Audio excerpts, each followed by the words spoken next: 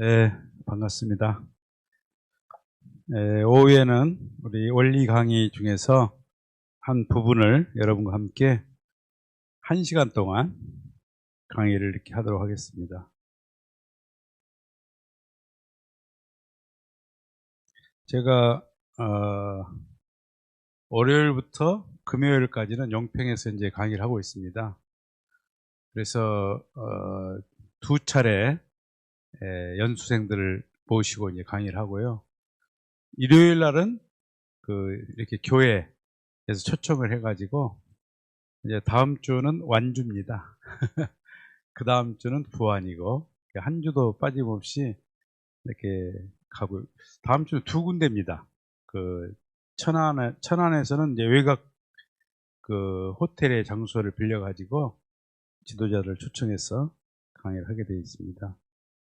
그래도 우리 통일가에서 조금 전에 구청장님도 말씀하셨지만은 참 유래와 전통 그리고 섭리적 무게감은 부산을 따라올 지역은 없다 생각을 하고, 항상 그러잖아. 이름이 큰 나라 동네가, 그리고 이름이 큰 나라가 큰 나라다. 그러니까 서울에서도 종로는 제일 못 살거든요. 근데 거기를 정치 1번지라 그러잖아요. 종로 가난해요. 그리고 젊은 사람이 별로 없어요, 종로는. 그러니까 그렇지만 거기가 우리나라의 각 지역 사람들이 가장 골고루 있답니다. 그다음에 보수와 진보가 골고루 있어가지고 캐스팅 보드 역할을 한다. 그 사람들의 생각이 전국 정치 성향을 잘 나타낸대요. 그래서 이제 1번지라고 하듯이, 또 예루살렘을 가보면은 말이 예루살렘이지 그 지역은 4개 권역으로 나눠져 있어요. 이슬람, 유대교, 기독교, 아르메니아교. 그러니까 성서가 최초로 번역된 게 아르메니아어로 번역이 됐잖아요. 그래서 아르메니아 교회가 있어요. 그리고 아주 낙후됐죠. 그런데도 우리들이 동경할 때 예루살렘 하면은 거룩하고 가면 맨날 싸움만 합니다. 그리고 그 여의도만한 땅의 그 지역이 4개의 권역 나눠져 가지고 4개의 권역의 화폐가 달라요. 그래 무슨 화합이 되겠어요. 생활권이 딱 분리되어 있는데 그것을 거룩하다고 또 성지 순례를 가잖아요. 이처럼 좀 그 지역에 대한 이미지가 모든 것을 좌우한다 하는 생각을 합니다.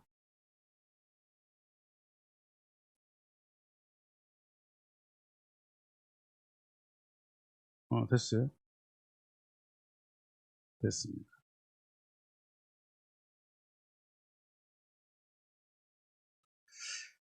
예, 사람은 누구나 행복하기 위해서 오늘을 살아간다. 이것은 보편적이면서도 어, 누구라도 이렇게 생각을 하고 있는 것 같습니다. 근데 인문학에서는 그런 말을 해요. 내가 원하는 것을 얼마만큼 가졌느냐. 이것이 만족도잖아요. 얼마만큼 나의 생활에 만족하냐. 근데 그 만족한 영역이 참 중요하다고 생각을 하는데요. 우리 원리적으로 보게 되면 가장 중요한 것은 가족 관계입니다. 그러니까 가족 관계가 흐트러지면 행복이라는 감정을 갖기 어려워요. 그냥 밖에서 존경받고 많은 걸 결제하고 지시하지만 가족과의 관계가 원만하지 못하면 가슴이 허전해요. 그러니까 빈 가슴을 채울 수가 없죠. 이 빈 가슴은 밖에서는 못 채워요. 그래서 소주에 의존하고 흥얼거리면서 그렇게 살아가는 것이 오늘의 군상이다. 두 번째는 이제 역시 지인들과의 관계성입니다. 관계성이야말로 21세기는 가장 중요하다 그래요. 관계를 잘하는 사람이 성공한다. 그러니까 그런 관계가 소원하고서는 나의 가치를 설명할 수가 없다. 세 번째는 자기가 하는 일에 대한 의미 부여다 이렇게 말하거든요. 그 의미는 사랑할 때 생깁니다. 그러니까 내 윗사람을 존경하면 내가 하는 일이 의미가 있지만 내 윗사람을 싫어하면 내가 하는 일이 의미 없어요. 그러니까 교회에 하나님을 사랑하고 목사님을 사랑하면 그 신앙하시는 분에게는 모든 것이 의미가 생겨요. 그래서 목사는 존경받아야 될 책임이 있어요. 그러니까 목사님을 존경하면 목사님이 서신의 단상을 청소하는 자체가 은혜가 돼요. 그러니까 사랑하고 존경할 때 의미는 만들어진다. 이것을 결정해 주는 것을 프레임이라 그럽니다. 어떤 관점으로 인생과 세상을 보느냐. 그 프레임은 뭐죠? 우리 원리가 프레임을 가리키잖아요. 그러니까 긍정적인 사람은 행복한 마음을 많이 가질 수 있어요. 만족도가 높아요. 근데 부정적인 사람은요, 만족도가 없어요. 그러니까 우리 한국은 가난한 것도 아니고 없는 것도 아닌데 행복 지수는 굉장히 낮아요. 그러니까 우리 정치인들 싸우는 거 보세요. 현재 한국 국회는 안 싸워도 잘할 수 있거든요. 왜 여야는 서로 주고받으면서 내 이런 거 해줄 테니까 너도 이렇게 하면 좀 하자. 누구를 위해서? 우리 국민들을 위해서. 이게 정치인데 싸운단 말이에요. 넌 절대 내가 못 해줘. 어? 그러니까 덜 싫은 사람을 찍었다 그러잖아요. 둘 다 싫은데 덜 싫은 사람을 찍는다. 이게 얼마나 큰 비극이겠습니까? 얼마나 우리를 가슴 설레게 하는가. 이게 중요하거든요. 그러니까 그런 백성들에게, 우리 국민들에게 선거와 정치에 대한 구도, 이걸 잘 만들어준 게 중요해요. 그러니까 경상도와 전라도 이게 프레임이거든요. 진보와 보수, 노년층과 젊은이, 이걸 짜겠단 말이에요. 근데 나이가 50, 60이 되면 대부분 보수로 많이 바뀌어요. 그래서 실제로 보수 인구가 많습니다. 그러니까 보수의 가치를 가지면 그 나라의 주체 세력은 보수가 돼요. 젊었을 때 운동했던 사람도 한 60 되고 뭔가 어디가 아프고 그러잖아요. 그러면 생각이 자기도 모르게 보수가 돼요. 이제 노령 인구가 많아지지 않습니까? 그러니까 이 진보 세력이 가치를 만들기가 참 어렵다 그럽니다. 이제 점점 고령화되고 그 고령 사회가 이제 시대를 풍미한단 말이죠. 우리나라에서 노인 복지가 제일 잘 돼 있는 데가 일산입니다. 일산은 이제 그 노인 대학의 학장이 대학교의 학장 출신이에요.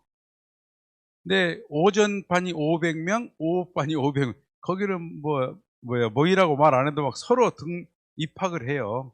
정원이 참 못 받아요. 그러니까 오전반 끝나면 오후반이 바로 들어와요. 제가 거기서 오랫동안 강의를 했는데요. 그 학장이 어떻게 말하냐면 우리 표를 함부로 주지 마라. 노인 복지에 대해서 철학이 없는 사람은 일산에서 정치를 못한다. 그러니까 구청장, 구의원, 시의원, 국회의원, 노인들에 대해서는 굉장히 극진해요. 그러니까 노인 회관을 가보시면 있잖아요. 수영장도 있어요. 왜? 노인들의 권력이잖아요. 표가 권력이잖아요. 수영장 만들어, 볼링장 만들어, 당구장 만들어. 그리고 우리 지역사회에 있는 젊은 친구들 일주일에 한 번씩 와서 봉사하라 그래요. 그래갖고 미용실에 있는 사람들이 한 달에 한 번씩 와서 이 어르신들 머리 잘라요. 그게 이제 프레임 전환이거든요. 선거란 것이 그렇게 자기 주권을 활용을 잘하면 우리가 얼마든지 세상을 바꿀 수가 있어요. 정치인이 못 바꿔요. 요즘에 유권자가 바꿉니다. 유권자가 주인이니까 말입니다. 이처럼 어떤 프레임을 내가 가지고 있느냐, 이게 중요해요. 그럼 프레임을 결정할 수 있는 철학적 근거는 뭐죠? 자기 정체성이잖아요. 내가 누구냐. 그러면 정체성을 만들어주는 기본은 하나님이 인간을 왜 창조했느냐, 이거 알아야 돼요. 그러니까 우리 원리는 모든 문제를 해결하는 거예요. 그래서 프린시플이라고 그러잖아요. 원리. 원리가 들어가면 잘못된 건 고쳐지고 다 원리 원칙대로 돌아간다 그 말이에요. 그러니까 원리를 공부해보면 우리 원리는 정말 위대하고 이 원리가 나를 어떻게 바꾸느냐, 이걸 관심 가져야 돼요. 그러니까 인간을 왜 창조했는가를 모르면 자기의 아이덴티티를 만들 수가 없어요. 근데 우리 인간은 하나님의 사랑의 파트너로 지어졌다는 거예요. 하나님의 형상을 닮아 남자 여자를 창조하시고 보시기에 좋았다. 그러니까 보시기에 좋았다는 말은 문학적 표현이에요. 보시기에 선하다, 철학적 표현이에요. 그러니까 나를 닮은 그 선한 대성을 보니까 너무 좋다 이거죠. 그러니까 우리도 칭찬을 들으면 기분이 좋잖아요. 왜? 나를 칭찬한 사람은 선한 마음을 가지고 선한 생각으로 선한 말을 한 사람을 칭찬하는 사람이라 그래요. 그러니까 선한 사람을 내가 알고 느끼면 그 사람과 대화를 하고 싶어져요. 내 본성이. 그리고 같이 있고 싶어. 차를 마시면서 얘기도 하고 싶어져요. 이게 인간의 매력이거든요. 어떤 사람이냐? 그 사람이 선한 사람이에요. 그러면 그 마음이 어디서 왔냐면 하나님에게서부터 온다 그러잖아요. 우리 참부모님 그렇게 말씀하시죠. 하나님으로부터 나에게 본성적인 그 본질은 온다 이거예요. 그러니까 선한 사람을 사랑하는 마음은 하나님이 나에게 상속해 준 마음이에요. 그러니까 하나님도 뭐죠?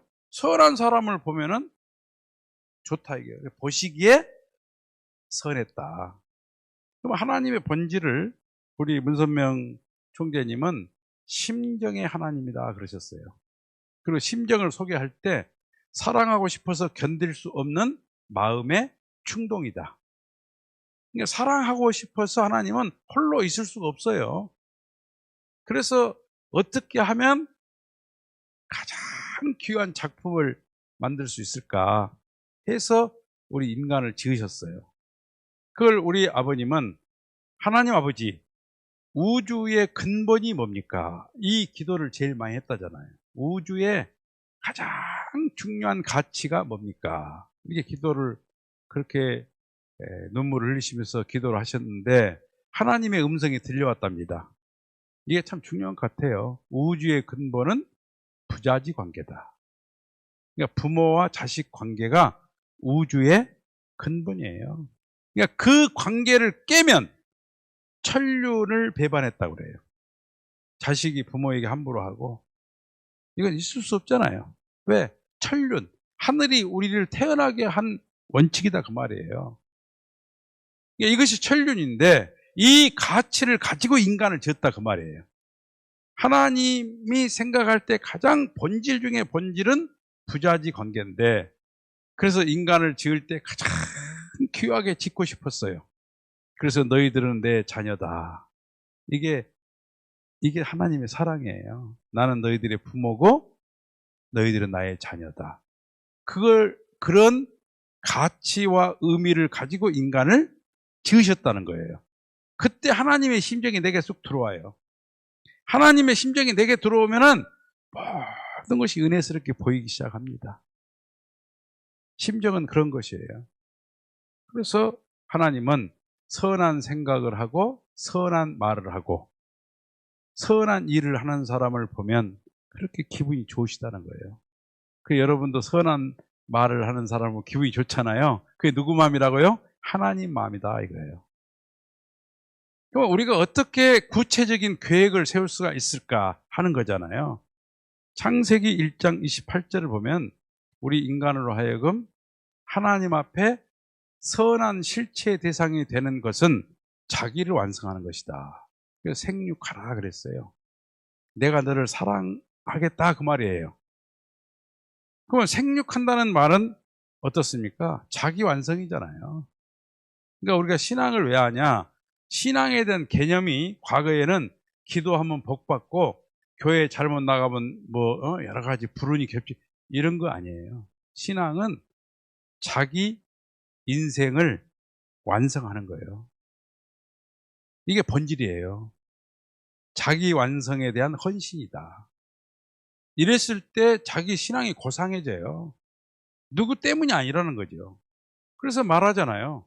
책임의식이 강한 사람을 성숙한 인간, 책임의식이 희박한 사람을 미숙한 사람이라 그러잖아요. 그러니까 신앙은 자기가 주체예요. 하나님 앞에 나를 완성해 나가는 과정입니다. 공부하고 기도하고 식구들을 사랑하고 교회에 헌신하고 이 모든 것이 자기의 품격을 완성하는 것이다. 그 완성된 모습 안에는 누가 있냐? 하나님의 거룩한 성령이 있다 이거예요. 그게 고린도전서 3장 16절에 하나님의 거룩한 성령이 너희 안에 있는 것을 왜 모르느냐?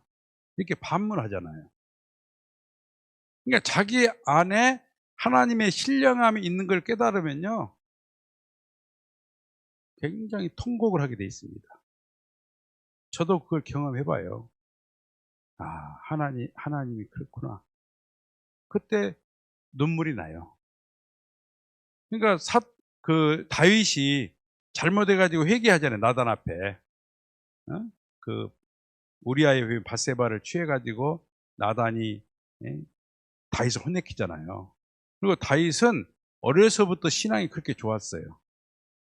목동이었고 신앙이 좋아지고 그 왕이 된 거 아닙니까? 근데 다윗은요, 나이 많이 들어서 하나님 깨달아요.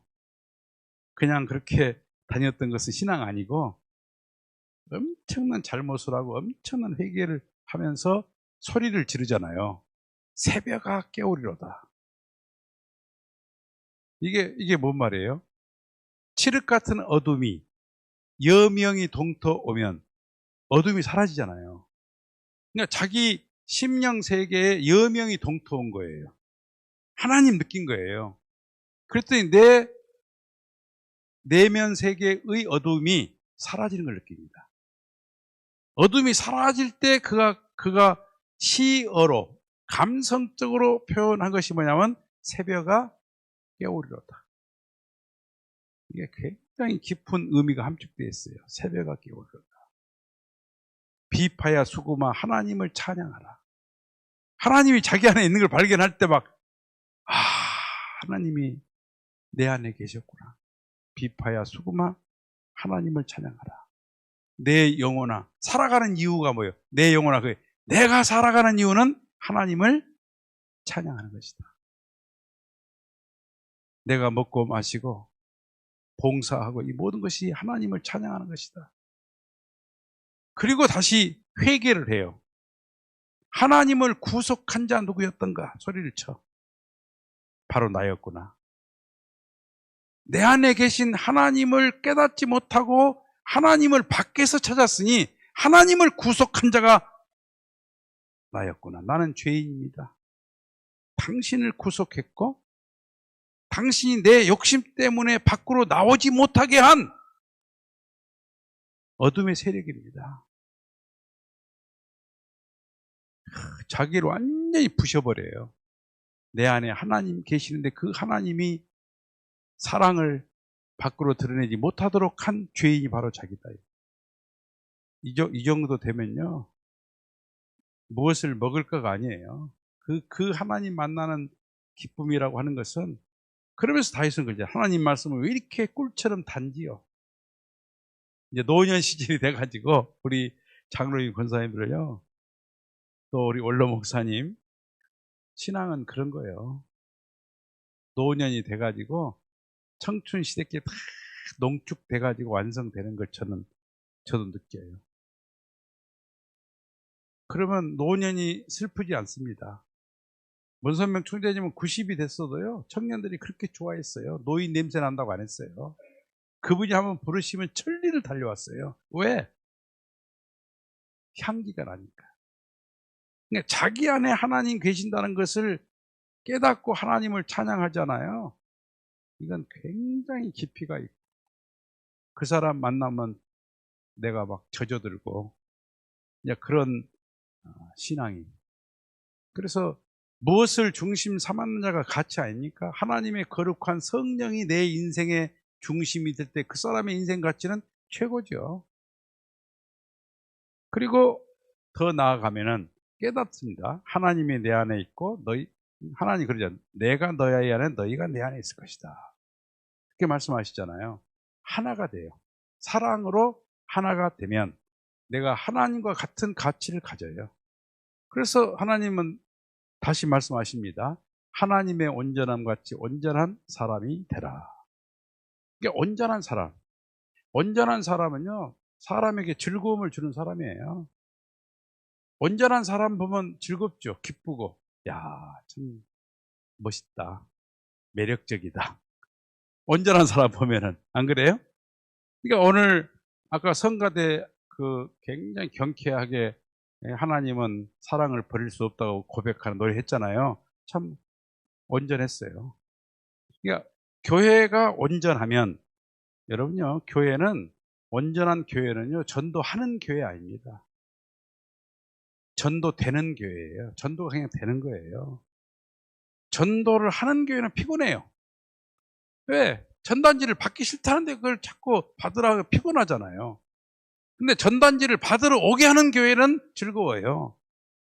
도대체 부산교회는 뭐가 있길래 우리 평화대사 회장같이 그 훌륭한 분이 자꾸 그 교회를 가냐. 이런 소문이 부산 도성에 막 퍼지기 시작하면 전도를 하는 것이 아니고 전도가 되는 교회가 부산교회의 비전이 될 수 있기를 천지인 참 부모님의 이름으로 축원합니다. 그러니까 전도가 되는 교회는 처음 오신 분이 정착을 해요. 근데 전도가 안 되는 교회는 새로운 지도자를 아무리 갖다 앉혀놓고 모셔도 몇 개월 지나면 안 오셔요. 이 교회는 전도할 필요가 없어요. 왜? 전도가 안 되는 교회인데요.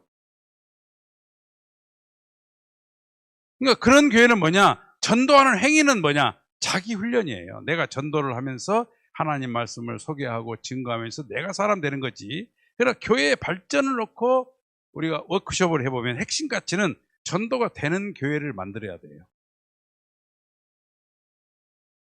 그러니까 우리 평화대사 회장님이 훌륭하신데 이분이 만약에 부산교회를 떠나지 않는다. 그러면 부산교회는 전도가 되는 살아있는 교회인 줄로 믿습니다.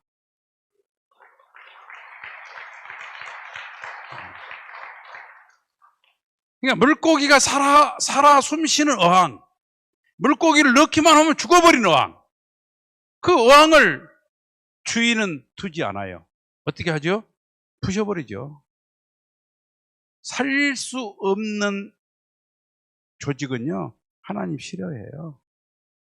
그러니까 교회는 하나님의 말씀과 사랑으로 심령을 살리는 교회가 돼야 돼요. 저는 평생 목회하면서 그거 테스트했어요.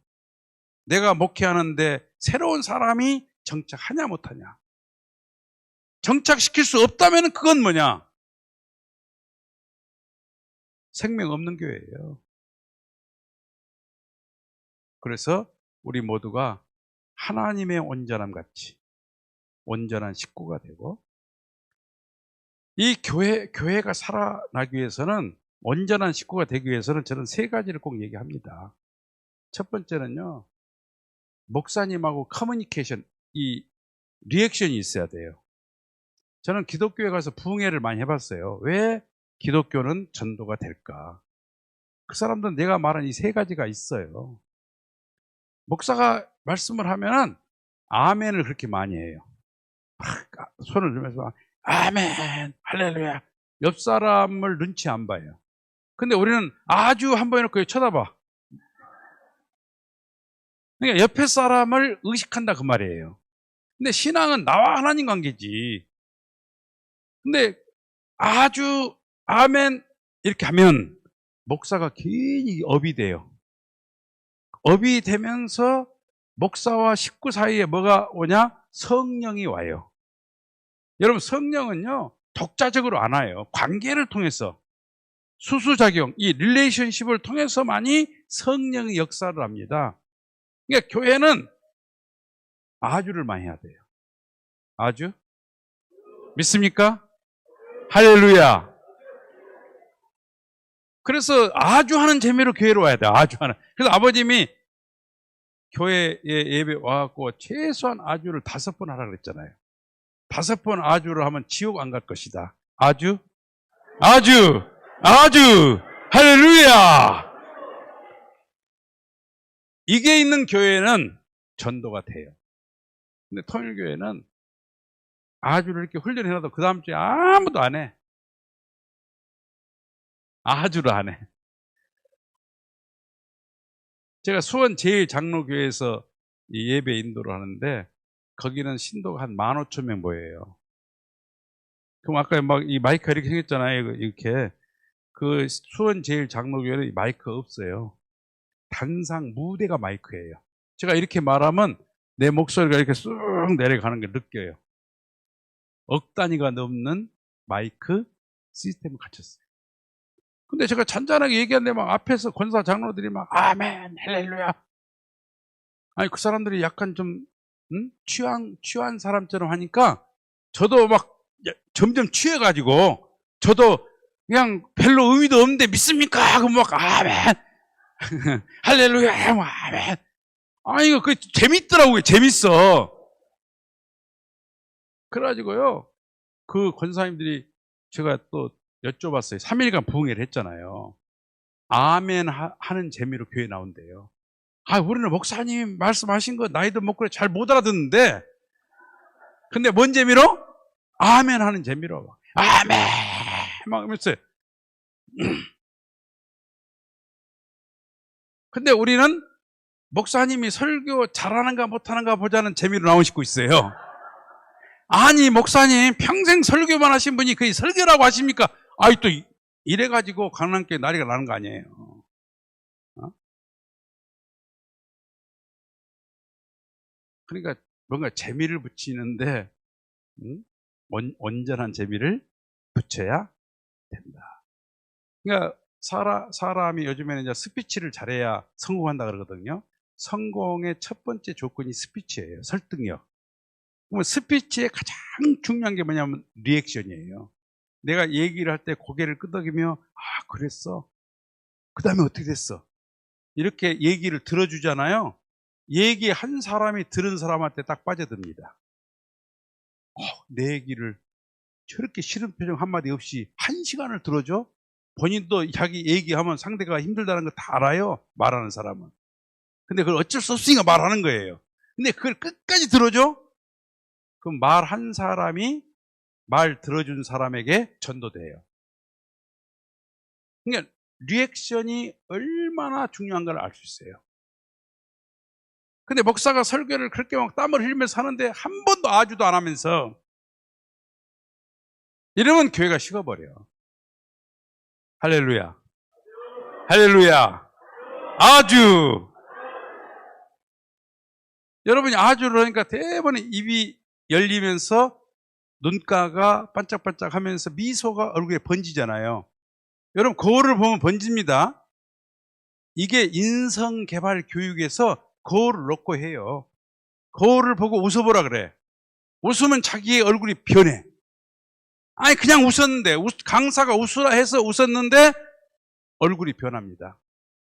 그러니까 아주를 하면요, 내 영인체가 숨을 쉬는 거예요. 영인체가 숨을 쉬니까 웃음이 나와요.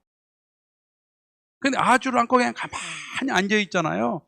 여러분, 영인체가 엄청 답답해 합니다. 아니, 우리 주인은 왜 아주 한마디를 못하고, 응? 그러니까 아주가 그렇게 중요하다는 거예요. 이 아주는 계시어잖아요. 아주 좋아. 누가 해석한 사람 있어요? 아주란 말은 해석 못해요. 그것을 하나님의 계시로 아버님이 선택한 거잖아요. 여러분, 아주 좋아. 아주가 무슨 의미가 있어요? 안 그래요? 그냥 아주 좋아. 근데 그 아자를 자기 아자 집주자. 내가 하나님의 집이다. 하나님 오시옵소서. 그 하나님이 내게 오면 바뀐다잖아요. 집주자가 주인 주자로. 하나님이 나의 주인 되는 순간 내게 새로운 여명이 동터오고 내 영혼아 하나님을 찬양하라 하는 깨달음이 내게 온다니까요. 할렐루야. 아주.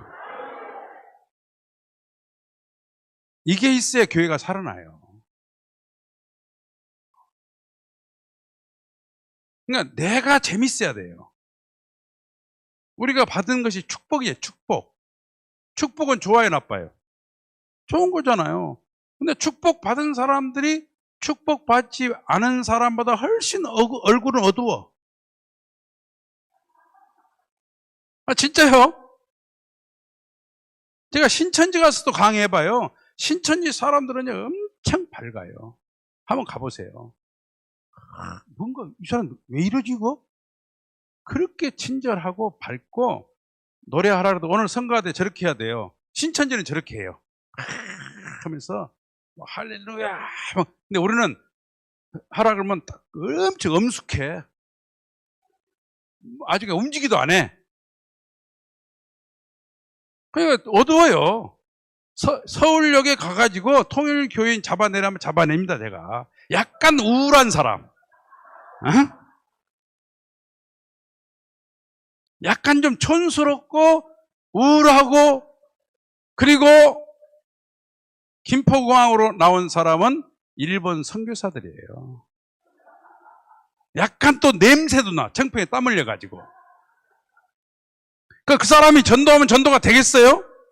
아니, 우울한 사람이 전도한다는 돼요? 안 돼요. 원래 일본은요, 이 패션과 코디가 고상함이잖아요. 한국 사람을 앞선 사람들이에요. 우리보다 10년 문화가 앞서 있어요. 근데 통일교만 틀어보면 그냥 우울해져 버려요. 통일교만 틀어오면 패션이고 뭐고 살아 없어요. 그냥 아무거나 입고 걸치고 나가. 그건 아니다. 자기를 가꾸고, 왜? 하나님의 영광을 위하여. 얼굴을 화장을 하고 패션을 하고 헤어스타일을 이쁘게 하고, 왜? 하나님의 영광을 드러내기 위하여. 근데 머리 감기 싫으니까 그냥 모자 쓰고 와버린 사람. 그 온전치 못하다. 온전치 못해. 온전하지 않아. 그게 이 온전하다는 이게요, 하나님의 엄청 축복이에요. 찬송할 때 있잖아요, 옆 사람의 찬송이 내게 들어오면 그걸 온전한 찬송 아니에요. 내 울림통이 내 뇌를 자극해야 돼요. 내 찬송과 목소리가 내게 들려야 돼요. 그래야 은혜가 됩니다. 은혜를 받는 비결이에요. 근데 옆에 사람 찬송가가 잘 부르나 못 부르나 이렇게 앉아있으면 그 사람 시험에 들어요. 그래서 모든 사람이 자기 찬송가를 자기가 듣게 되면 이 교회가 공명이 돼요.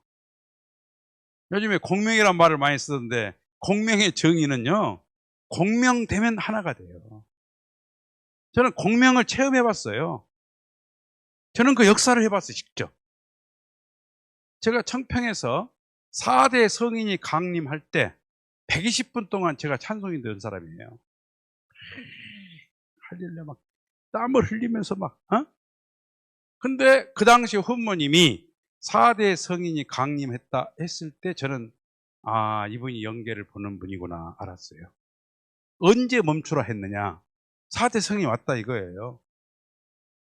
그때 세계 통일가의 간부는 다 있는 거예요. 청평에 800명. 미국, 일본 다.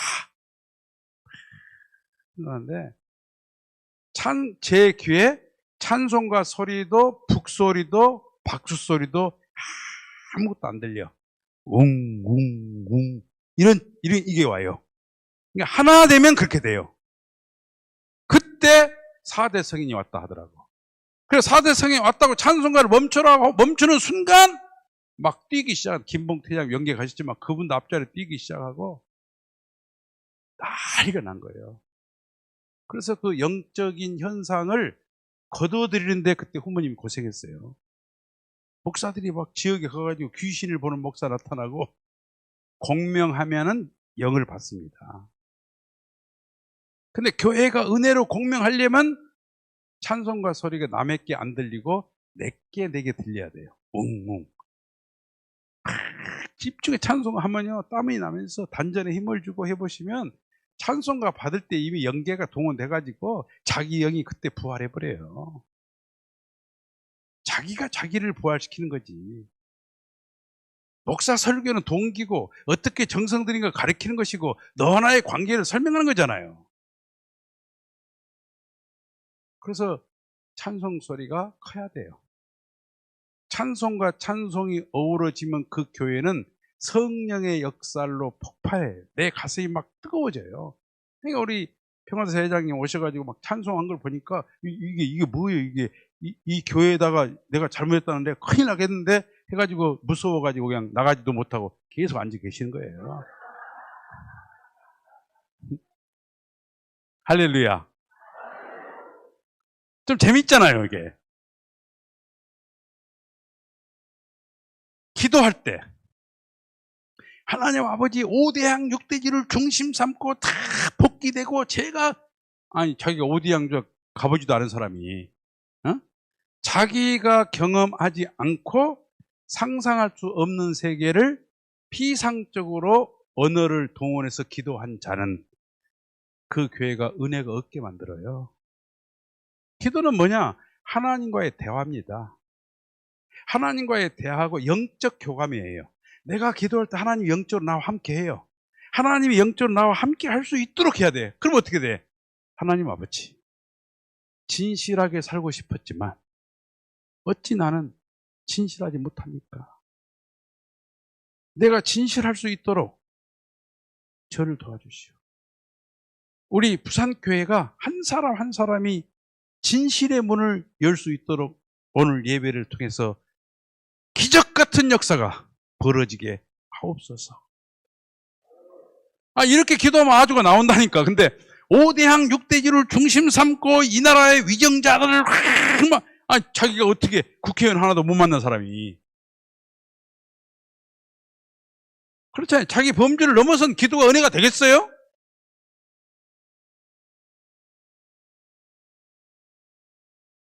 이 기도 문화를 바꿔야 돼요. 세계의 위정자들을 중심 삼고 냉전을 종식하고, 이건 아버님 기도입니다. 아버님이 하는 기도예요. 지가 아버님이야? 기도는 지극히 겸손하게 하나님과의 속삭이듯 하나님 아버지, 오늘 아침 눈을 뜨고 세상을 바라보니 기적 같은 일이 벌어졌습니다. 내가 세상을 보고 아름다움을 느낄 수 있는 그 감성을 하나님이 주셨다는 데 대한 깨달음으로 저는 가슴을 부여안고 그 감동한 심정을 숨길 길이 없었나이다. 이렇게 자기 내면 세계로 끌려드는 기도가 있어야 돼요. 그래서 모든 식구가 그 기도에 감흥할 수 있도록, 그 기도가 뭐냐? 온전한 기도예요. 온전한 기도, 가식 말고 진심을 다해서. 하나님 아버지, 목마른 사슴에게 물을 주듯 저희들은 지금 가슴이 탑니다. 오늘 저희에게 은혜를 주옵소서. 목마른 사슴에게 시냇가로 인도했던 그 하나님, 저희들을 생명이 있는 곳으로 인도하시고 삭막한 골짜기에 저희들을 버리지 마옵소서. 이렇게 기도를 하면 새로 온 사람이 여기 오면 목마른 사람에게 샘물을 주는 거 할 텐데, 하나님 아버지, 이 나라의 위정자들이 책임을 못 해가지고 당장, 그러면 새로 온 사람이 이 사람들이 대단한 사람들이네. 근데 알고 보니까 아무것도 아니야. 그런 기도로 하나님 뭐라 그러냐? 야야, 피곤하다, 피곤해. 너의 기도는 참 피곤하다 한다는 거예요.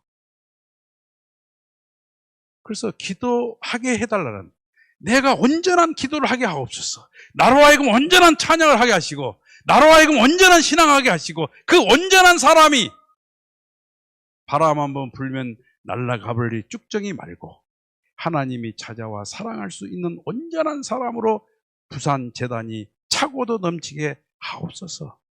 이렇게 기도를 해야 하나님이, 그래, 내가 부산을 좀 찾아가야겠다. 내 심정을 위로할 자는 부산 교회 식구들밖에 없구나. 찾아오는 순간 난리가 나는 거예요. 방언을 받아가지고 갑자기 병이 나은 사람, 집을 하나 사고 싶었는데 그냥 하나님이 집 사달란 말 기도도 안 했는데 그냥 집이 생겨버린 사람, 난리가 나는 거예요. 그러니까 온전한 기도, 온전한 찬송, 온전한 예배 문화, 리액션. 그래서 목사에게 은혜를 주는 사람은 식구예요. 그러면 식구는 어떻게 은혜를 주느냐? 아주 이게 은혜를 주는 거고, 식구에게 은혜를 주는 사람 목사예요. 그 목사는 식구들과 상대성을 띌 때 하나님의 은혜를 받아요. 혼자 못 받아. 그래서 하나님 그랬잖아요. 두 사람이 하나 돼서 내게 기도해라. 그 두 사람이 누구예요? 목사와 식구는 두 사람이에요. 남편과 아내가 두 사람이에요. 상대성을 가진 자와 하나 돼서 기도해야 응답이 있다 그 말입니다. 형과 동생은 하나예요. 그러니까 예배 볼 때는 그렇게 하나가 되려고 하는 마음을 가지고 아주를 하는 사람이 2분의 1만 돼도 이 교회 성전은 가득 찰 것을 저는 확실하게 믿습니다. 아니, 평화대사들도 한 시간만 강의 들으면 저만 보면 막 아주를 하는데 하나님의 온전한 같이 온전하다. 또 가정을 보면은 가정은 말입니다. 세 가지가 만들어져요. 사랑이 만들어지고 가정을 떠난 사랑은 없어요. 그건 불륜이에요. 욕구 충족이라 그래요. 그걸 욕정 주도적 사랑이라 그래요. 하나님의 사랑이 동기 아니고 욕정이 주도하는 관계성. 이건 결말이 다 비극이에요. 그러니까 부모의 사랑, 부부의 사랑, 자녀의 사랑, 그리고 형제의 사랑.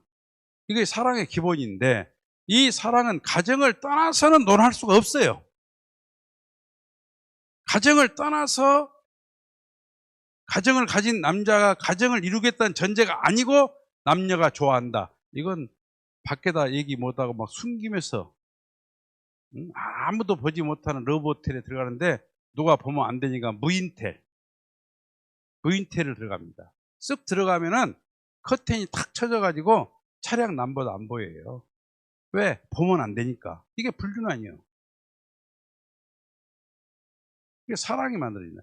그러면 사랑은 뭐냐면 인격을 성숙시키는 절대 조건이에요.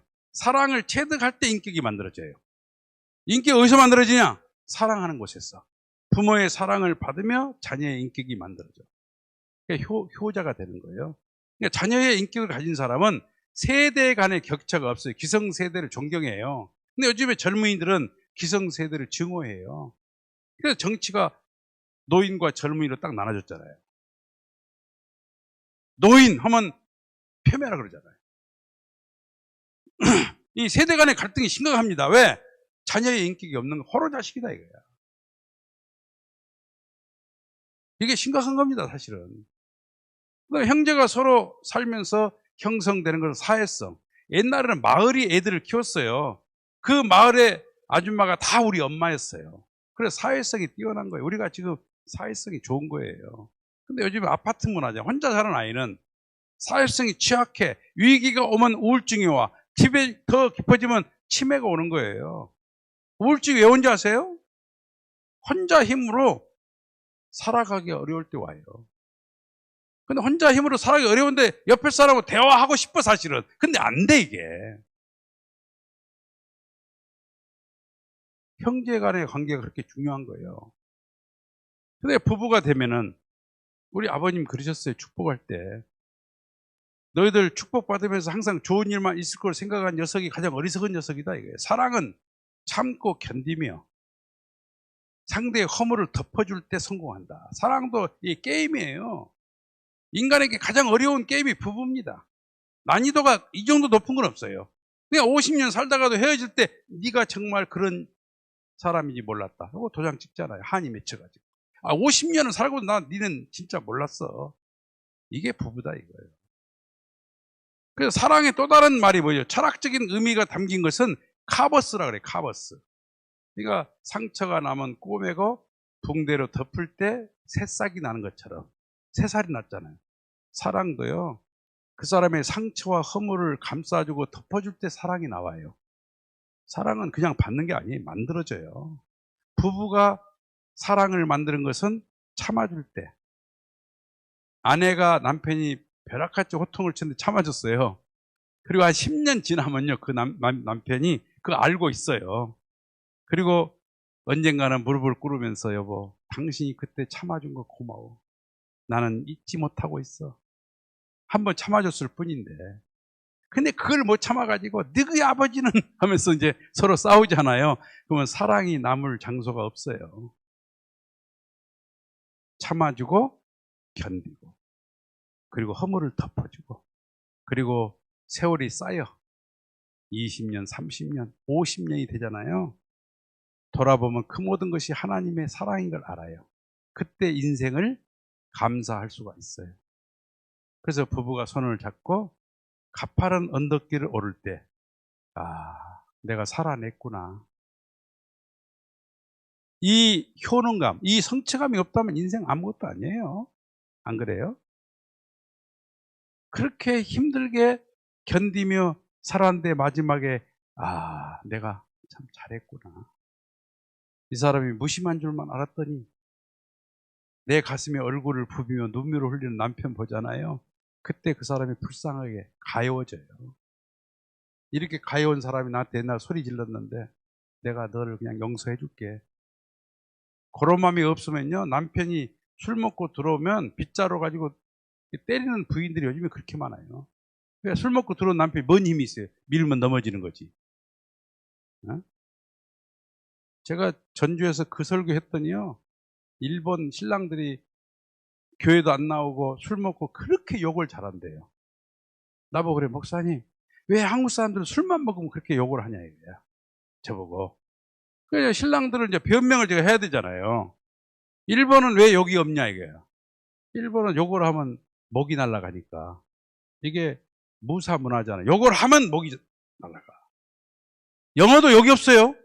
욕을 하면 곤충이 날아가. 총알이 날아가. 근데 한국은 칼도 없고 곤충도 없으니까 욕이라도 해야 될 거 아니냐. 응? 우리는 곤충 대신 욕을 했어요. 욕을. 소데스까. 와카리 맛이다. 근데 그 남자들이요, 뭘 모르고 우리 일본 성경에 다 하이 들으니까 남편이 아내를 시집살이를 시켜. 그리고 당신 말에 이렇게 하면 내가 한 달에 교회 한번 나와준 게 엄청난 또 부인에 대해서 그렇게 해요. 그래서 제가 모아가지고 나이 먹어가지고 얻어맞지 않으면 지금부터 자르라고. 나이 차이가 좀 많이 나잖아요. 술 먹고 비틀고 넘어지면 말이야. 그때 당신 남자는 헤어지면은 포장마차 다니다 금방 죽어. 여자는 도우미도 하고요. 그때부터 돈 벌고 잘 살아요.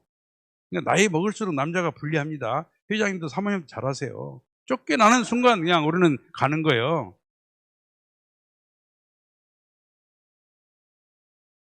그런 것을 느끼게 하는 것이 노년 시절이에요. 내가 일본에서 이렇게 귀한 딸이 왔는데, 필리핀에서 그렇게 사랑받던 딸이 왔는데 내가 아내를 몰라봤구나. 이걸 70살 돼가고 깨달은 사람이 있어요. 그때 참 귀여워요. 그리고 이게 인생이고 이게 결혼이고 그 말년이 따뜻해요. 그게 사랑으로 만들어진 인격이에요. 그때 인격이 깨달아져요. 자녀가 성장하면서 엄마가 나한테 뭐 해줬어 이런 말 잘하거든요. 또 걔들은 뭔가 용돈 탈라 그러면 카톡이 와요. 뭔 카톡이 오냐면 아빠 요즘에 피곤하지. 아부를 떨면 틀림없이 3일 후에 돈 내놓으라 그래요. 애들이. 근데 그걸 보면 내가 우리 엄마한테 했던 거예요. 그 술법이. 저희 집은 가난했어요. 또 저희 때만 해도 우리 선생님도 그렇겠지만은 100불 이하였잖아요. 그때는 부자도 가난했어요, 사실. 근데 우리는 영양이 부족해가지고 얼굴에 뭐 나고 손도 추우면 다 갈라지고, 이 갈라진 게 영양실조입니다. 코는 흘러내리고 눈에 다리끼는 긋고, 눈에 이 다리끼가 난 거 이게 영양 부족이에요. 그 다음에 하품은 또 입이 막 이게 찢어져, 또 이게 찢어져. 응? 화장실 가고 그냥 항문이 찢어져 가지고 또. 그런 때 태어난 사람들이잖아요. 근데 우리 아버지가 50살에 돌아가셨어요. 근데 우리 어머니는 98세까지 살았어요.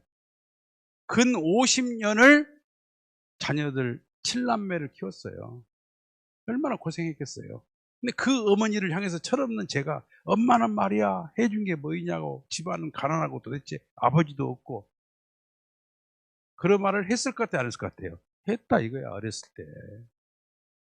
근데 까마득히 잊고 있었는데 우리 딸이 나한테 그 말을 하면은 누가 생각나요? 엄마가 정말 아팠겠구나. 그래서 그 엄마를 그리워하면서 어머니의 인격을 내가 상속받아요. 그러니까 자녀들과의 관계를 통해서 이미 죽었지만, 이미 돌아가셨지만 그 어머니가 내게 와요. 이게 인생 행로다 이거예요. 그래서 사랑을 통해서 인격이 완성해 간다. 언제까지? 내가 죽을 때까지. 우리는 죽을 때까지 반드시 해야 될 사명이 있어요. 그냥 무의도시가면 늙었으니까 그냥 죽는 게 아닙니다. 자기 완성의 길이 남아있다 이거예요. 그리고 천년만년 살아도 같이 살고 싶은 마음의 세계를 심정권이라 그래요. 요즘에 그 남편들이 주말 부부만 되면 아내들이 그렇게 좋아한대요. 살판 났다고, 숨 좀 식었다. 근데 심정권은 아니잖아요. 한시라도 떨어지면 불안하고 재미없고 같이 있고 싶다 이거죠. 이런 심정권이 형성된 것이 가정인데, 오늘날 우리 가정은 위기에 놓여 있습니다. 우리나라가 1년 대비 결혼 대비 이혼율이 48.6%. 우리나라 이혼율이 세계에서 1위예요. 출산율은 최저입니다. 0.7. 0.7에서 내려오면 국가가 붕괴된대요. 초등학교 지난해에 입학생이 한 명도 없는 학교가 147개입니다. 읍면동이 사라진 것이 128개. 그 근본은 뭐냐? 가정이 무너지고 있다 그 말입니다. 출산율이 0.7. 근데 이런 교육을 받은 우리 가정연합에 결혼한 사람들의 평균 출산율은 38.5예요. 4명을 논다 이게 4명. 평균. 저도 4명 낳았어요. 4명이 자녀가 많다고 안 해요, 통일교회는. 근데 제가 같은 대학병원에서 애들을 출산했는데 둘째 가니까 어머, 그 간호사가 둘째도 가졌어요 그러더라고. 그러니까 세 번째 갔더니 뭔 일이야 뭔 일이야. 응? 제가 나이가 많잖아요. 제가 첫 아이를 8년 만에 가졌으니까 아니 뭔 일이냐 이거야. 어? 근데 막내는 내가 또 그냥 50이 다 돼갖고 났네. 막내를 출산으로 갔더니 나보고 짐승이래요. 우리 애기 엄마가 40이 넘어버렸어 그때가. 세상에는요 2 이상 넣는 사람 거의 없어요. 그리고 그 심정권을 형성한다. 사랑의 그림자를 아버님은 물질이라고 그랬습니다. 서로 사랑하면 부자로 산다. 그러니까 우리나라가 근대화의 가장 근본은 가족끼리 서로 사랑했어요. 부모 세대는 자식들에게 논과 밭을 팔아가지고 교육을 했고, 형은 동생을 위해서 헌신했고, 누나도 동생을 위해서 그렇게 폐병 걸려가면서 돈 벌어가지고 동생 학비 내놓으라면 아낌없이 내놨어요. 그리고 그 동생이 누나를 위해서, 자녀가 부모를 위해서 아파트를 사드리고, 이것이 한국 근대화의 원동력입니다. 정치를 잘한 게 아니에요. 이게 정말 대단한 민족인 거예요. 그래서 우리나라 GNP가요, 세계 192위에서 출발했어요. 지금 어떻습니까? 13번째라 그러잖아요. 그러니까 하나님께서는 이렇게 생육하고 번식하여 만물을 주관하라. 이게 인간이 가는 로정입니다. 공자님도 그랬잖아요. 수신제가 지국팽천하다. 소크라테스는 너 자신 알라 그랬고, 아버님은 천하를 너희들이 흔들고 끌고 가고 싶으냐? 자기를 주관해라. 그의 전제다. 이렇게 살았다면 여러분 어떨까요? 사후세계가 있냐 없냐, 이것은 오늘의 삶의 태도를 결정한다고 합니다. 그러니까 미래 세계에 대한 비전은 오늘의 나의 삶의 태도를 결정한다. 그러니까 너의 생각을 내놔라. 그러면 너의 오늘을 내가 얘기할 수 있다 이거예요. 그러니까 연계가 있냐 없냐, 그게 중요해요. 근데 트렌드를 보면은 60년대부터 80년대까지를 한국 사회는 부의 시대라고 그랬어요. 일본은 우리보다 20년 먼저 왔습니다. 80년대에서 2000년까지를 웰빙의 시대라고 그랬고, 그리고 21세기를 맞이하면서 웰다이, 자기의 죽음에 대해서 생각하기 시작했어요. 그리고 좋은 죽음을 원해. 그 좋은 죽음은 뭐냐? 내가 죽었을 때 의미 있는 평가를 받고 싶은 거예요.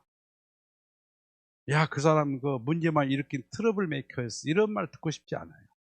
그러니까 뒷모습이 아름다운 사람이 되는 것을 집단 지성은 원한다 이거예요. 그럼 왜 그럴 것이냐? 하나님께서는 흙으로 사람을 지으시고 그 코에 생기를 불어넣으니 생명이 됐다. 흙의 몸은 다시 흙으로, 신이 주신 그 영인체는 다시 하나님에게로 돌아가기 전에 오늘을 기억하라. 육의 몸이 있은지 또한 신령한 몸이 있느니라. 이렇게 말씀하시잖아요. 이것을 구조적으로 보게 되면은 하나님을 닮은 인간은 마음의 세계가 있고 육신의 세계, 현실의 세계가 있어요. 여러분, 마음의 세계 있지 않습니까? 내 육신을 실체로 전개해 놓은 것이 자연계예요. 그러니까 우리 원리에서 말하잖아요. 수목으로 둘러싸이는 인체와 수목으로 둘러싸이는, 솜털로 둘러싸이는 인체와 수목으로 둘러싸이는 지구는 같다는 거예요. 그래서 지구는 지표, 인간은 피부, 지구는 지층, 인간은 근육, 지구는 지하천, 물이 흐르잖아요. 인간은 혈관, 안반이 있고 골격 있잖아요. 용암 있고 골수 있잖아요. 닮아 있다는 거예요. 그러니까 인간은 자연 속에 들어가면 안정감을 취해요. 식물도 보세요. 잎과 줄기와 뿌리. 잎과 같은 게 폐장, 줄기 같은 게 심장, 뿌리 같은 게 위장. 이것을 연구해서 삼권 분립하는 것이 입법, 사법, 행정이에요. 위장 기능이 강하고 간 기능이 약하잖아요. 대부분의 합병증 와요. 그러니까 건강식품을 너무 무리하게 먹잖아요. 그러면 간 기능이 약화돼. 간 기능이 약화되면 도미노 현상처럼 그 사람 빨리 죽어요. 그런 것처럼 국가는 한 기관이 강해지면 그 국가가 망하는 거예요. 지금은 사법부 시대라 그러잖아요.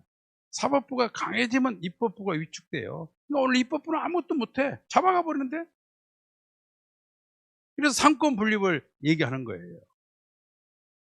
그러니까 자연계는 인간의 육신에 느끼고 보고 함께 사는 거고, 영계는 영인체가 느끼고 보면서 가치를 추구하며 사는 거예요.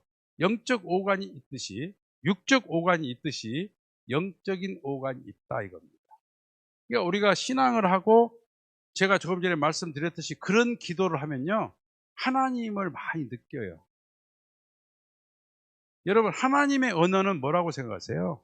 하나님의 언어는 느낌이에요. 하나님이 계시를 받다, 구체적으로 계시를 하는 하나님 아니에요. 하나님 그런 말 안 해요. 내가 아는 하나님은 야야 다음날 뭐 해라 이렇게 말하는 건 조상이 하지 하나님 아니에요. 하나님은 언어가 뭐라고요? 느낌. 느낌은 우리들의 언어로 설명할 수 없어요. 제가 하나님을 설명할 때 여러분은 뭘 받죠? feeling, 느낌을 받잖아요. 하나님이 나를 사랑한다. 아, 그렇구나. 느낌. 그게 하나님 언어예요. 그러니까 원리 공부를 많이 하면 하나님과 대화가 돼요. 무슨 대화? 느낌의 대화. 느낌이 와요. 원리 공부를 많이 하면 하나님 세계가 보여요. 그 세계는 어떻게 보이느냐? 눈을 감아야 보여요. 그래서 기도할 때 눈을 감는 거예요. 하나님의 음성이 들리고 하나님을 느껴요. 그러면 이 두 세계는, 현상의 세계와 이상의 세계는 이렇게 시간과 공간을 제약받아요. 그래서 인생 100년이면 누구나 끝납니다. 그러나 영계는 시간과 공간의 제약을 받지 않아요. 그래서 영원한 세계예요. 영원히 사는 거예요. 그러니까 인생을 열심히 사는 사람도 영계를 모르면 죽을 때 되게 허무해요. 그래서 일장춘몽이다. 인생은 일장춘몽이 아니느냐. 바람 한번 불면 흩어지는 죽음인 것을. 아침에 초로 같은 내 인생 뭐 볼 거 있다고. 그렇게 죽으면은 그 어머니가 고생했던 것들을 주저리 하면서 이 종을 치면서 상해가 나갑니다. 추임새를 넣잖아요. 어이 어이 고구마 밭에 고구마 줄기 따서 자식 새끼 먹여 살린다고 이 고생 저 고생 하더니 네가 이렇게 허무하게 북망산천을 향할 수 있단 말이냐. 어이 그렇게 하잖아요. 그게 뭔 의미가 있냐고. 그냥 허무하고 불쌍하고, 불쌍구나 불쌍하구나. 빈손으로 왔다가 빈손으로 가는 것을 하면서 어이 하잖아요. 근데 알고 보니까 영계를 모르면 그렇게 되더라고요. 그래서 히브리서 8장 5절에 우리가 보이는 세계는 보이지 않는 세계의 그림자와 같다. 실존을 잃어버리고 살면은 허무해요. 그래서 영계를 모르는 인생을 마치 뿌리에서 잘려나간 꽃과 같은 인생이다. 뿌리에서 잘려버린 꽃이 뭘 기대할 수 있겠어요? 그냥 아름다운 한 순간을 나타낼 뿐이지. 꽃꽂이는 이게 하우스라 그러잖아요. 내 옆에 세워놓은 진열대에 의미가 없어요, 이거는. 잠깐 있다 시들어버리지. 왜? 뿌리가 없으니까. 영계를 모르는 인생은 마치 뿌리에서 잘린 꽃과 같은 인생이다, 이거예요. 그래서 영계가 주체의 세계고 본질의 세계입니다. 그 주체의 세계와 본질의 세계를 중심 삼고 가야 돼요. 그래서 영적 현상, 그 다음에 심령 과학을 보면 무당이 춤을 춘다든지 손을 뻗치지 않고 물건을 움직이게 한다든지 길을 넣어서 사람의 병을 낫게 한다든지 그 다음에 사진을 찍었는데 혼자 걸어가는데 옛날 죽은 여인과 같이 걷고 있는 사진이 나옵니다. 이걸 염사라 그래요. 염력, 염사. 그리고 근사체험, 죽었다가 살아난 스웨덴 무리가 책을 30권을 써가지고 영계를 가리키는 내용이 있습니다.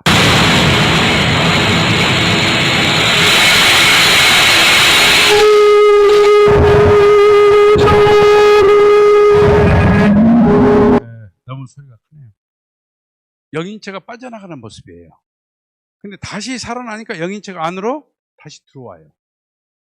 망자입니다. 영인체가 분리된 게 요즘에는 이게 염사예요. 영을 사진으로 찍어내는 기술이 굉장히 고도화돼 있고 이게 우리나라가 발달 많이 돼 있어요. 그러니까 아버님의 수제자 중에 한 분이 이 분야의 전문가가 있어요. 그래서 이렇게 영계를 떠나면서 일어서요. 누웠다가 망자가 죽을 때 누웠다가 일어섭니다. 아기가 누웠다가 일어서듯이. 그리고 영계를 향해서 가요. 그럼 과연 사람에게는 육신 있고 영인체가 있는데 육심과 육체가 있고 영인체는 생심과 영체가 있어요. 영체가 있기 때문에 귀신을 보는 거고 영체가 있기 때문에 꿈에 죽은 사람과 영혼 결혼식이 가능한 거예요. 영체가 있으니까. 하나님은 영체 없어요. 천사는 영체가 있습니다. 하나님은 못 만나요. 만날 수 없는 분이에요. 만약에 하나님을 직접 만나고 이런다면 하나님 소유권을 가지고 전쟁이 절대로 멈출 수가 없답니다. 그래서 본질적인 것은 안 보여요. 그러면 빛과 공기가 뭐냐? 이것을 절대 에너지는 인간이 소유 못해요. 그리고 음식물은 상대적 에너지다. 이걸 양과 음이라 그래요. 수소작용하면 육신이 성장하면서 영인체계 돌아가는 요소를 생력 요소. 그러니까 생력 요소가 가장 그 고강도 생력 요소는 말씀 들을 때 깨달음이 있잖아요. 이때 엄청난 에너지가 생력 요소가 돼가지고 영인체를 자극해요. 그럼 영인체가 잠들어 있다가도 깨어나요. 진리로 인해가지고. 그러니까 감동이 뭐냐? 깨달을 때 오는 거예요. 감동할 때 죽은 세포가 살아나요. 하나님을 깨닫고 내 자식이 얼마나 귀한가를 깨닫고 그때 감동의 눈물이 나오잖아요. 그런 감동이 자극이 되면은 영인체가 깨어나야 하나님의 생소가 주입돼요. 생명의 요소가. 그래서 영인체가 성장을 하게 되면요. 영인체 성장한 맛을 들이면 그 재미로 삽니다. 밥 안 먹고 그 재미로 살아요. 그래서 그냥 말씀 들으면 시간 간 줄 모르고 예배 올 때 어떤 사람은 시계를 풀고 와요. 왜? 마음껏 말씀 듣고 가려고. 근데 세상에 관심이 많은 사람은 예배 시간 끝나지도 않은데 계속 시계를 보면서 어머 왜 이렇게 길게 하는 거야? 이러면 이제 그 사람은 은혜 못 받아요. 그래서 기독교는 세상과의 인연을 끊어버리기 위해서 수요 예배 보자, 금요일날 차려보자, 새벽 기도하자, 구역장 모임하자, 세상과 인연을 못하게 만들어요. 그러니까 통일교도 원래 그렇게 했어야 되는데, 문선명 한학자 총재님은 워낙 크신 분들이고 워낙 사랑이 많으신 분들이라 그렇게 못한 것이 내 잘못이다. 아버님이 서편제를 보고 하신 말씀이에요.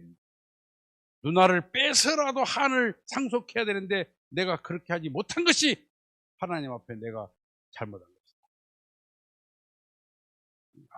아무것도 못하게 교회에서 일정을 소화해가지고 그렇게 할 수가 있다는 거예요. 왜? 생력 요소가 돌아가게 하기 위해서. 그러면 여기 저는 그렇게 해도 좋아요. 왜? 생력 요소를 판단을 알게 되면, 그리고 거기서 생명 요소가 육신으로 들어갑니다. 이때 육신이 건강해지고 얼굴에 빛이 나고 눈빛은 온화해지고 뭔가 향기가 나는 사람처럼 그 사람과 동행하고 싶고, 그런 남편이 존경스럽고 남편이 존경이 돼요. 이렇게 되면 생명 요소를 받는 아버지는 존경돼요. 근데 엄마 아빠가 싸우면 애들은 가출합니다. 가출의 제일 원인이 부모 싸움이에요. 아직도 왜 가정에서 돌아오지 않는가 이렇게 묻는다면은 지금도 엄마 아빠가 싸울 테니까. 그래서 가출한 청소년들이 안 들어오는 겁니다. 왜? 수수자기가 안 된다 이게. 사람 내 자신이 생명 요소와 생명 요소가. 그래서 빌 게이츠에게 물었잖아요. 무엇이 사람을 성공하게 하느냐 그랬더니 주문을 외웠다. 빌 게이츠가 거울 앞에 서가지고 넌 할 수 있어. 응? 그리고 오늘은 행운이 있을 거야. 좋은 일이 있을 거야. 이게 빌 게이츠가 평생 가지고 있었던 기도였어요. 주문. 이걸 심리학적으로 표현하면 자기 충족적 예언이라고 합니다. 그러니까 오늘은 좋은 일이 있을 거야 하니까 좋은 일이 생기는 거예요. 그 좋은 일이 생기는 징조가 뭐냐? 사람들을 만나면 느낌이 좋아졌답니다. 느낌이 좋은 사람과 대화하니까 대화가 깊어져요. 그 깊은 대화를 통해서 새로운 창조적인 만남으로 이어졌답니다. 그래서 컨텐츠가 만들어지고 아이디어가 만들어지고, 그래서 마이크로소프트가 개발되고, 그리고 각종의 플랫폼을 통해 가지고 한국에 있는 돈이 다 미국으로 빨려갑니다. 우리나라 전체 기업이요 유튜브 하나만 못해요. 얼마나, 우리나라에 있는 기업이 말입니다. 코카콜라 하나 못 이겨요. 얼마나 대단한 거예요. 그러니까 우리보다 15배 잘 산다 그랬잖아요. 그러니까 빌 게이츠가 했던 것처럼 한번 따라서 해보겠습니다. 오늘은 엄지척하면서 오늘은 좋은 일 있을 거야. 좋은 일 있을 것 같습니까? 이때는 아주 좋은 일 있을 것 같습니까? 믿습니까? 할렐루야! 아주 잘못됐어. 제가 아주 하면 여러분은 할렐루야. 이게 파트너십은 돈과 돈이 만나면 싸워요. 내가 아주 하면 할렐루야. 할렐루야 하면 아주. 믿습니까? 아주. 이렇게. 그게 이제 훈련된 교회입니다. 오늘은 좋은 일 있을 거야. 좋은 일 있을 것 같습니까? 믿습니까? 할렐루야! 아주! 오. 부산 하나님이 놀래가지고 내가 부산을 떠날 수가 있겠느냐? 부산에 사랑하는 식구들에게 필요한 복을 내가 나누기 위해서 한시도 눈을 떼지 않고 부산 도성을 지키고 부산교회에 함께해서 은혜가 충만한 재단이 되도록 하겠다는 약속을 주신 줄로 믿습니다. 이미 주신 줄로 믿습니다. 가슴이 뜨거워집니다. 하나님이 함께한 것을 알면 가슴이 뜨거워져요. 초대교회 수도원에서요, 죽을 때까지 기도하고 책만 보고 공부하다가 하나님의 새로운 진리 하나를 깨달으면 30년 기도한 것을 후회하지 않았다 그럽니다. 하나를 깨달으면. 근데 여러분은 지금 얼마나 많은 걸 깨닫게 했어요, 하나님이. 그런데도 배가 고프세요? 그런데도 그걸로 네 은혜가 내게 족하도다. 성경에 네 은혜가 내게 이미 너에게 준 은혜가 내게 족하도다. 더 이상 그런 기도하지 말고 감사와 찬양을 드려라. 그렇게 말씀하시잖아요. 사람의 몸은 73%가 수분이에요. 근데 마사루라고 하는 분은 똑같은 이분이 산속의 도인이에요. 물컵에 물을 넣고 하나는 빠가야로 하나는 아이시마스 이름표를 붙였어요. 이 연구만 15년을 했어요. 제가 강남에 있을 때 이분을 초청해가지고 한국의 이 물 그 시스템하고 책을 판매할 때 저하고 이해됐어요. 근데 빠가야로란 물컵의 그 물은 썩었어요. 이렇게. 여기에 눈으로 볼 수 없는 물 하나의 그 입자? 물 입자예요, 물 입자. 그리고 이제 아이시마스 사랑한다는 이런 표현으로 이렇게 육각수가 됐고, 그다음에 모차르트의 교향곡은 이렇게 물꽃이 사람에게 제일 좋은 물이 됐답니다. 그러니까 우리가 서로 사랑한다는 말을 많이 하면은 내 몸속에 있는 에너지가 활성화돼요. 근데 모처럼 나왔는데 어머 권사님 얼굴이 왜 이렇게 못쓰게 됐어요? 이러면요. 그 권사님은 화장실 가고 거울 보고 그 순간에 노화 속도가 엄청 빨라져요. 아니 권사님 모처럼 봤는데 그때하고 어떻게 변함없이 젊음을 유지하시고 이렇게 아름다우세요? 그러면요. 화장실 가서 혼자 웃고 나와가지고 그날 그냥 어? 절대 그래서 나이 드신 분에게 어르신이란 말 많이 쓰지 마세요. 별로 안 좋아해요. 응? 우리 평화세 회장님에게도 아유 회장님 보면 참 청춘이 따로 없네요. 이렇게 얘기하지. 회장님 많이 가시고 계시네요. 이러면 안 돼. 그래서 우리가 서로 사랑한다는 말을 많이 해야 돼요. 식구님에게 사랑한다 그러고 남편에게도 사랑한다는 말을 많이 해야 사랑의 근육이 생기고 사랑의 근육이 생겨야 사랑의 기술이 생겨요. 그러니까 사랑을 훈련하면 사랑의 기술이 생기고 사랑의 기술이 진화되면 사랑의 능력이 생겨요. 그래서 에릭 프롬은 사랑은 기술과 능력이다. 그 기술은 언제? 열심히 연습할 때, 사랑한다고 말할 때. 근데 어떤 남자는 한국에서는 그래요. 그것을 꼭 말을 해야 압니까? 말 안 하잖아요. 그 사람에게 잠재되어 있는 사랑의 에너지가 안 깨어나요. 말을 해야 깨어나. 그래서 1년에 한 번 뭔가 선물을 해보려고 그러지 말고 일주일에 한 2번씩 장미꽃 한 송이를 사다 주는 게 나아요. 그러니까 사랑 표현은 자주 해라. 사랑 표현 어떻게 해요? 자주 해라. 비가 오면은 부인이 좋아하는 걸 사들고 군고구마를 사고 간다든지 여보 비가 오니까 당신 생각났어. 당신 생각하며 길을 걷는데 군고구마 냄새 나가지고 내 사왔어. 그러면 부인이 그래요. 아이 무슨 이런 것을 당신은 말이야. 근데 그 남편 출근하고 나면요. 화장대 앞에서 혼자 웃어요. 내가 시집 한 번은 자동 갔다고. 근데 그것이 일상이 되고 그것이 문화가 되잖아요. 그게 재밌는 거예요. 그게 재밌어요. 재미가 있어야 돼, 사실. 그래서 우리가 사랑한다는 카톡도 많이 쓰고 우리 필리핀, 일본 선교사분들도요. 이렇게 말씀 듣고 나서 이런 내용을 신랑한테 보내잖아요. 그 신랑 다 기억하고 있어요. 한국 사람 다 기억합니다.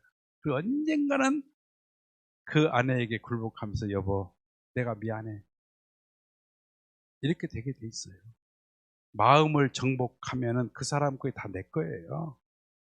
그러니까 여자는 사랑한다는 말을 들으면 그걸 느끼면 생명 걸어 헌신하려 하고 남자는 나를 인정해주고 믿어준 사람 만나면 그 사람을 위해서 온갖 어려움을 내가 짊어지고 가겠다 한다잖아요. 나를 믿어준 사람을 위해서 생명을 건다잖아요. 그래서 남편을 믿어주고 인정해주고 이런 말을 많이 쓰는 게 사랑한단 말이에요. 아내에 대해서는 너는 어쩜 그렇게 이쁘냐? 이 세상에 당신 같은 사람은 당신밖에 없어. 그래서 이렇게 우리 몸속에 있는 73%의 수분이 활성화되게 하는 것이 언어 속에 있는 에너지다 하는 것을 알 수가 있습니다. 사람은 육신을 토로해서 영인체가 성장하는데, 어머님이 그런 말씀하셨죠. 저지난주에 우리들 목회자 다 모인 데서 김홍등 목사가, 여기 앞에 계신 분이 김홍등 목사의 형님 목사입니다. 내가 김홍등 목사 설교를 들었어. 내가 지금 생활하고 말하는 것이 영인체에 다 기록된다는 그 설교를 내가 듣고 내가 은혜 받았어. 그 말씀 하시더라고요. 그러니까 줌을 가지고 들어오십니다. 여기도 들어올 수 있어요. 저 천안교회 김홍도 목사 이름까지 기억하고 이렇게 말씀하시더라고요. 그러니까 육신 생활이 영인체에 다 수록이 돼요. 그러니까 추억을 우리가 간직하고 있잖아요. 그러니까 아름다운 것을 기록하려고 해야 되고, 육신을 토로해서 완성한 영인체는 심령이 공감되는 영인체예요. 그래서 생영체라 그래요. 빛이 돼가지고 하늘 앞으로 가는 영인체예요.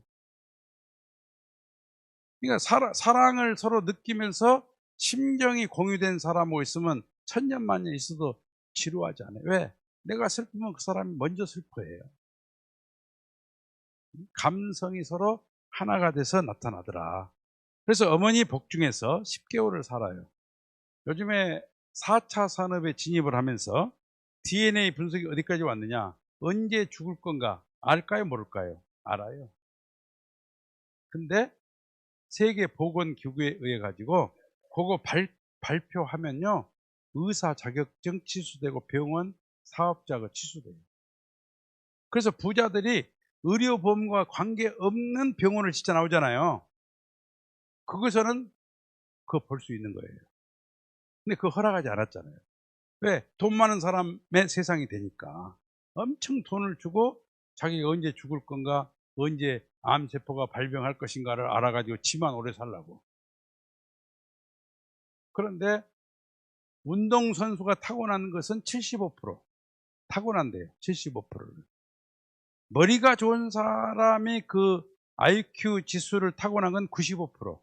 그 이 IQ는 밖에 나와서 이게 개발 안 된대요. 95%를 타고 나와요. 그러니까 어머니 복 중에서 대부분 95%를 타고 나와요. 저는 어머니 복 중에서 이미 키가 1m 68 딱 정해져 나온 거예요. 정해져 나와버려, 이게. 괜히 키우려고 해봐야 안 돼. 그래서 지상에서 100년을 살면서 하나님 나라를 준비하는데, 여기서 준비한 것이 95% 이상 영계에 가서 그대로 변형이 불가능해요. 그래서 내 육신을 쓰고 있을 때 내 영인체를 성장시키고 아름답게 만드는 것이 얼마나 중요하고 의미 있는 일인가 하는 것을 알 수 있습니다. 어머니 복중을 빠져나오고 나면 태를 버리잖아요. 영인체가 육신을 빠져나가면 육신을 버립니다. 그래서 딸이 엄마를 그렇게 사랑했지만 숨이 딱 끊어지고 의사가 사형 선고를 하잖아요. 오랫동안 어머니 붙들고 있는 딸 없어요. 대부분 15분에서 20분 되면 의사가 발로 툭툭 차요. 그만하세요. 그럼 다 뒤로 물러나. 그러면 의사가 하얀 천으로 딱 덮어요. 그 하얀 천을 자녀들이 걷어낼 거예요, 안 걷어낼 거예요? 안 걷어내요. 왜? 영인체가 빠져나간 걸 모르는 자녀들도요, 그렇다는 걸 알아요. 왜? 육신의 존재 의미가 사라졌다. 그리고 3일이 지나잖아요. 그 육신의 영인체가 빠져나가 버린 육신을요, 그리워하기는 그냥 다 무서워해요. 딸을 보고 어머니 머리 좀 벗겨봐라 그러면 막 손을 떠는 딸도 있어요. 무서워서. 그리고 같은 식구, 같은 교회에서 막 찬송했던 사람들도 체면상 왔지 가깝게 안 가려고 그래요. 여러분, 이게요, 생각해볼 문제예요. 내가 죽었는데 내 친구가 이 사람아, 이럴 줄 알았죠? 안 옵니다, 시신 옆에. 왜? 영인체가 영인체가 빠져나가면 육신은 존재 의미가 없다 그 말이에요. 그래서 우리가 성화식을 하게 되면은 보통 일반적으로 죽으면 장례식이라고 그래요. 장례식은 뭐냐? 이 세상을 마감함으로써 끝이다 그 말입니다. 그래서 기독교는 영인체 인정 안 해요. 신천지는요, 장례식 절차가 없어요. 장례식 안 합니다. 왜? 영생이 해야 되는데 죽었기 때문에. 저는 봤어요, 하는 것도. 안 하더라고. 한 번 와서 딱 예배 드려. 유족들을 위로하는. 근데 통일교회는 이렇게 화려하게 식장을 꾸미고 육신의 사명이 딱 끝나는 순간 목사가 갑니다. 그래서 기도해요. 2박 3일 노정을 통해서 하나님 품으로 돌아가는 우리 장로님을 보호하시고 생명길로 인도하옵소서. 이렇게 기도하고 드린 예배를 기유한식. 무슨 식이라고요? 기유한식. 이게 잘 알아두세요. 이걸 제대로 설명 못 해가지고 이것만 잘해도 전도가 돼요. 전도하는 게 아니고 어떻다고? 전도가 성화식이 전도를 되게 만들어요. 그리고 24시간이 지나면 이 옷을 다 벗어버리고 장례식은 수의를 입고 성화식은 예복을 입어요. 수의. 꼭꼭 묶어가지고. 근데 통일교에서 신앙하다 가면 비단요를 깔고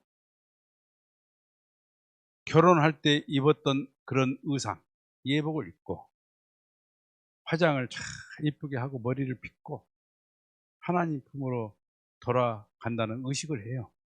그 안에 영인체가 있습니다. 지금 앉아 있어요. 영인체가. 영정이 있으면 영정 옆에 그 아버지 영인체가 앉아 계세요. 그래서 나를 찾아온 사람이 나에 대해서 칭찬 하나, 험담을 하나 보자 이렇게 보고 있습니다. 근데 그렇게 인색하더니 뭐 가져간 거 뭐 있어? 죽어보니까 시원하시오. 이러면요, 그 영이 바늘방석처럼 그렇게 힘들대요. 그러니까 웬만하면 죽은 사람에 대해서는 원한에 사무치 말하지 마라. 그래서 네가 죽었으니까 용서한단 말이 그래서 나온 겁니다. 그래서 예복을 입고 이제 하늘날 준비를 하면 자식들과 가장 가까운 사람들이 와가지고 그 이별식이에요. 그게 육신 100년의 삶을 마무리하고 이별하는 의식인데 어떻게 이별하냐? 어머니 맺힌 거 다 풀어. 내가 잘못했어. 엄마가 하고 싶었던 일 내가 할게. 풀어주는 거예요. 그리고 가벼운 마음으로 빛이 되어 헐헐 날아가. 이게 이별식이에요. 이걸 입전식이라고 그래요. 그리고 그 다음날 영인체가 영계로 떠나는 의식을 해. 이걸 성화식.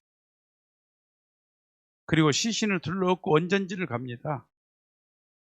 양지 바른 곳에 육신이 흙으로 다시 돌아가게 하는 의식은 100년 동안 영인체를 완성시키기 위해서 네가 얼마나 고생했더냐 해서 그 육신을 위로하며 보내드리는 의식을 원전식. 그리고 3일이 지나면 삼오제를 합니다. 삼오제는 뭐냐? 영계에 입성했는가? 49제는 뭐냐? 영계에 가서 어떤 포지션에 살아가게 될 것인가를 처음부터 결정 안 돼요. 이미 죽은 사람에 대한 결정은 후손들이 어떻게 하느냐가 굉장히 중요하기 때문에 참 아버님을 위해서 참 어머님은 3년 동안 심요살이 됐어요. 왜? 아버님을 위해서. 어머님이 아버님에 대해서 무슨 말한다? 그건 어불성설이요. 어머님은 어떤 말을 하더라도 우리들은 어머님 말을 흉내내면 안 된다니까요. 어머님만이 할 수 있는 말을 지가 왜 해? 천주를 어떻게, 지가 천주를 봤어? 그게 아니다. 나의 위치에서 나의 말을 해야지. 내가 감당할 수 있는 말을 해야 되는 거예요. 그걸 결정해 주는 것이 49제다 이거예요. 그리고 1년 동안 기다렸다가 추모 예배 때 옵니다. 기대를 하고 와요. 그날이 잔칫날이니까. 자손들을 다 만나는 날이에요. 그날이. 영계의 질서가 그렇다는 거예요. 근데 저녁에 일찍 그냥 제사상 차려서 자기들끼리 먹고 그냥 모처럼 만났으니까 고수업이나 한번 치자 해가지고 피박을 썼냐 안 썼냐 해가지고 서로 싸우고 이때 이제 영이 와요. 왜? 보통 11시부터 2시 사이에 영이 오잖아요. 그때가 영계가 가장 가깝게 있는 시간이에요. 그래서 12시를 가지고 얘기하는 겁니다. 그럼 그 모습을 보고 같이 왔던 우리 아버지가 영이 왔는데 아버지 친구들까지 왔는데 그 모습을 보고 실망해서 돌아갑니다. 그렇게 되면 내 조상은 영계에서 기반을 잃어버린답니다. 한 사람이 죽었는데 지상에 있는 사람이 다른 여자 만나 결혼해 보잖아요. 영계 간 사람은 활동 못 해요. 왜? 상대성이 없잖아요.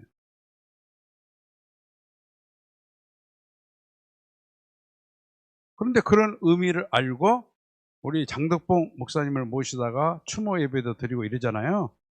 조상들이 와가지고 가오 가서 가오가 같이 따라온 사람들까지도 그냥 난리가 나는 거예요. 그럼 영계에 가가지고 영적인 권위가 생겨요. 그러니까 영적 권위가 강한 그 가문을 좋은 가문이라 그래요. 제사를 잘 드리고 내려온 분을 뭐라 그러죠? 뼈대가 있는 집안이라 그러잖아요. 그 뼈대가 있는 집안이 뭐냐? 영적 배경이 좋은 집안이에요. 그래서 그 자손들이 잘 돼요. 큰 탕감 없이 적은 가치의 탕감 요건을 세우며 순간순간 고비고비를 넘어가더라 이거예요. 이런 사실을 원리에 대해서 간과하고 섭리에 간과하고 있는 통일교회 식구와 지도자들 그리고 평화대사들에게 이 말씀을 증거해야 된다. 어머님이 저에게 말씀하셨어요. 여수에서 지금 저희들을 불러가지고 손을 잡아주시면서 내가 손을 한번 다 잡아줘야겠다 하고 제 왼손 등을 2번 두드리시면서 내가 좋은 소식 기다릴게. 제가 원리 강의한 걸 잘 아시거든요. 저한테 원리 강사 자격증도 어머님이 주셨어요. 내가 좋은 소식 기다릴게. 그리고 우리나라 강사 중에서 아버님으로부터 원리 박사란 사인을 받은 사람 저 한 사람이에요. 제가 원리 박사 사인을 받은 사람입니다.